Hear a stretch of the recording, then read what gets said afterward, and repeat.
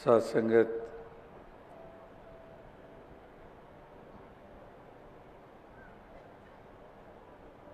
करीब 2 बरस के बाद बिहार झारखंड का समागम आयोजित हुआ है, जो 2013 में पटना शहर में ऐसा ही विशाल भव्य रूप बना और आज फिर से रांची के इस शहर में, झारखंड की राजधानी में आप सभी श्रद्धा भक्ति भाव से युक्त होकर उपस्थित हुए हैं। और यहाँ जो झारखंड बने चंद बरस हुए, लेकिन समुचे बिहार में यही प्रांतीय समागम कहीं पटना, कहीं समस्तीपुर, कहीं बरौनी, कहीं धनबाद, कहीं बोधगया, इस तरह से अलग अलग स्थानों पे समय समय के ऊपर आयोजित होता आया है। और रांची में भी ये दूसरी बार समागम का आयोजन, और वो भी पूरे 15 बरस के बाद सन 2000 में इसी शहर में ये बिहार का समागम हुआ था। जैसा कि अभी 2 दिन पहले ही मध्य प्रदेश और छत्तीसगढ़ का समागम जबलपुर में संपन्न हुआ, जहां से यहाँ पहुँचे हैं, तो उस जबलपुर शहर की भी बारी 19 बरस के बाद आई।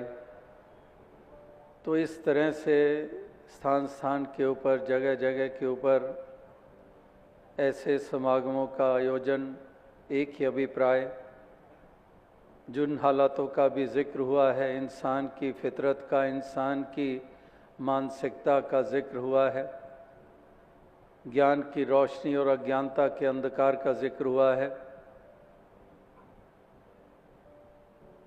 तो अभिप्राय यही है कि इंसान की मानसिकता, इंसान की सोच, इंसान की भावनाएं, इनमें एक ऐसा बदलाव आए जो बदलाव उसके स्वयं के लिए और संसार के लिए वो लाभदायक साबित हो सके। इंसान अंधकार ढोता चला जा रहा है, अंधेरे में विचरण करता चला जा रहा है, तो उजाला आ जाए जीवन में। जैसे कहा भी है कि तिमिर गयो रवि देखते, और ये तिमिर अंधकार मिट जाता है रवि सूर्य के उदय होने से। भक्ति गई अति लोभते, और एक लोभ लालच की भावना से हमें निजात मिलती है अगर भक्ति वाली भावना हमारी बन जाती है। तो इस प्रकार से ये अंधकार के प्रतीक, जो विपरीत भावनाएं जिनको हम कहते हैं, ये अंधकार के प्रतीक हैं। ये डार्कनेस जिसको हम कहते हैं, अंधेरा जिसको हम कहते हैं, तो ये अंधेरा मन में भी छाया हुआ है और आत्मा भी अंधकार में है। आत्मा और मन दोनों को रोशन करने की यहाँ पर बात हो रही है।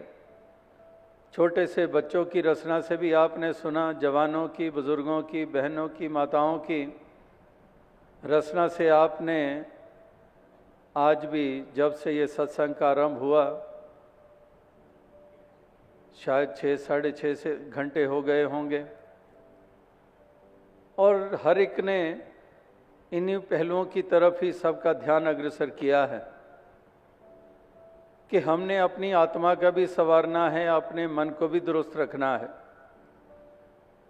आत्मा जो जन्मों जन्मों से नाना शरीर धारण करती आ रही है, क्योंकि इस आत्मा को अपने निज रूप की पहचान नहीं है, निज घर की पहचान नहीं है। जैसे भगवान कृष्ण ने कहा कि इसी कारण ये आत्मा शरीर बदलती रहती है, जैसे शरीर के लिए हम वस्त्र बदलते रहते हैं, आत्मा के लिए भी शरीर वस्त्र है और ये आत्मा भी शरीर बदलती रहती है। जम जम मरे मरे फुन जमे, बहुत सजाए प्या देश लम्हे, कादर करीम ना जाना जे तो तिल पीड़े जो कहानियाँ, कि ये chain of births and rebirths it continues endlessly ever. लेकिन केवल और केवल ये पहलू नहीं है। भगवान कृष्ण ने ये भी बात कही है कि अगर आत्मा मुझ अविनाशी को मेरे असल रूप में जान लेती है तो वही आत्मा मोक्ष और मुक्ति की पात्र बन जाती है। मोक्ष और मुक्ति का मतलब कि वही जन्मना और मरना, शरीर धारण करना, उनसे निजात हासिल हो जाती है। तो इंसानी जन्म को जब जब भी जिसने पाया है उसके लिए सबसे अहम बात करने लायक यही मानी गई है। वेदों, शास्त्रों में, धर्म ग्रंथों में इसी का ही बयान है, यही जिक्र है कि अवर काज तेरे किते ना काम, मिल साध संगत भज केवल नाम। कि हे इंसान, इस मनुष्य जन्म को पाकर जो सबसे ज़रूरी लाजिम कार्य है, अगर वही अछूता रह गया तो फिर तेरी बात बनने वाली नहीं है। फिर तो मंदभागा है, तू एक खुशकिस्मत नहीं है। भाग्यवान और खुशकिस्मती उसी की मानी जाती है जो इस संसार में पैदा होकर सबसे लाजिम कार्य को कर लेता है, इस मंजिले मकसूद को पा जाता है। आत्मा के भेद मिट जाते हैं, आत्मा परमात्मा से जुड़ जाती है, आत्मा को अपने मूल की पहचान हो जाती है। इसी देही में रहते हुए अक्सर कहा जाता है ये देही तो बर्तन है, बर्तन टूटेगा, आत्मा परमात्मा से मिल जाएगी। अगर बर्तनों के टूटने से ही आत्मा परमात्मा से मिल जाती है फिर तो कत्लो गारत करते रहो, डाके चोरियां डालते रहो, बर्तन तो उनका भी टूट जाता है, फिर तो वो भी बर्तन टूटा और आत्मा परमात्मा से मिल गई। ये बर्तन बीच में उस तरह से वो बर्तन नहीं है। अगर बर्तन है तो वो ढक्कन उसका माने हम कि जैसे गागर का ढक्कन है और वो ढक्कन अज्ञानता रूपी है। अज्ञानता हटेगी तभी अंतर बाहर का जल एक हो जाएगा। तो ही मोही मोही तो ही अंतर कैसा। इसी देही में रहते हुए कबीर जी ने प्राप्ति की। शरीर छोड़ जाने के बाद कोई गैबी आवाज में कोई आकाशवाणी नहीं की। इसी शरीर में रहते हुए यही लखता करने के बाद, यही बोध गुरु के चरणों में जाकर रामानंद जी की कृपा से ये बोध हुआ, तो फिर इसी देही में होते हुए जीवन काल में ही कह रहे हैं कि अब तो जाए चढ़े सिंहासन, मिले हैं सारंग पानी, राम कबीरा एक भय हैं कोई न सके पहचानी। अब कोई कहे कबीर को कि शरीर में हो, कहाँ पर एक में, कहाँ पर राम कबीरा एक भय, कैसे शरीर में हो। तो ये शरीर में ही रहकर इस लोक में ही हमने परलोक भी संवारना होता है, जिसका सीधा सा नाता आत्मा के साथ है। तो आत्मा की भी हमने सोचना है, आत्मा के बारे में सोचना है। शरीर में क्योंकि विचरण करते हैं, केवल और केवल हमारा ध्यान शरीर की तरफ जाता है। इस शरीर को रिष्ट, इस शरीर को भोजन, इस शरीर को सुंदर लिबास, इस शरीर की सुंदरता, तो शरीर के तल तक ही हम रह जाते हैं और सारी उम्र बीत जाती है। अगर शरीर के तल तक ही रहना है फिर तो 84 लाख योनियां भी तो शरीर के तल पर ही। भोजन वो भी, जितने भी योनियां जिसको हम कहते हैं, पशु कहते हैं, जानवर कहते हैं, पंछी कहते हैं, कीड़े मकोड़े कहते हैं, भोजन वो भी करते हैं। संतान उनके भी होती है, औलाद उनके भी होती है, भय वो भी खाते हैं, जन्मना और मरना उनके साथ भी जुड़ा हुआ है। तो फिर इंसान, अगर तू भी उसी तल तक रहा तो फिर बड़े भाग्य मानुष तन पावा। फिर इस पंक्ति का क्या मायना हुआ? ये क्यों कहा कि बड़े भाग्य की बात कि तुझे मनुष्य जन्म मिला है? ये मनुष्य जन्म भाग्य की बात इसलिए माना गया है कि ये तेरे लिए एक सुनहरी अवसर है, जिसको हम गोल्डन अपॉर्चुनिटी कहते हैं, कि एक सुनहरी अवसर है कि आत्मा का उद्धार हो पाए। शरीर की यात्रा तो कितनी जाएगी, ज़्यादा से ज़्यादा 100 साल। कहीं खबरों में मिल जाता है कि फलां इंसान फलां मुल्क में 120 बरस का हो के संसार से रुखसत हो गया। इससे आगे कहाँ जाएंगे? लेकिन आत्मा की यात्रा कोई 40, 20, 100 साल की है नहीं है। जैसे कहा कि ये यात्रा आत्मा की कब से चलती आ रही है। तो इसलिए जिसका सबसे ज़्यादा सोचना है उसकी तरफ ख्याल ही नहीं जाता है, और केवल शरीर और प्राप्तियां, उपलब्धियां यहीं तक अपने जीवन को सीमित रख देते हैं।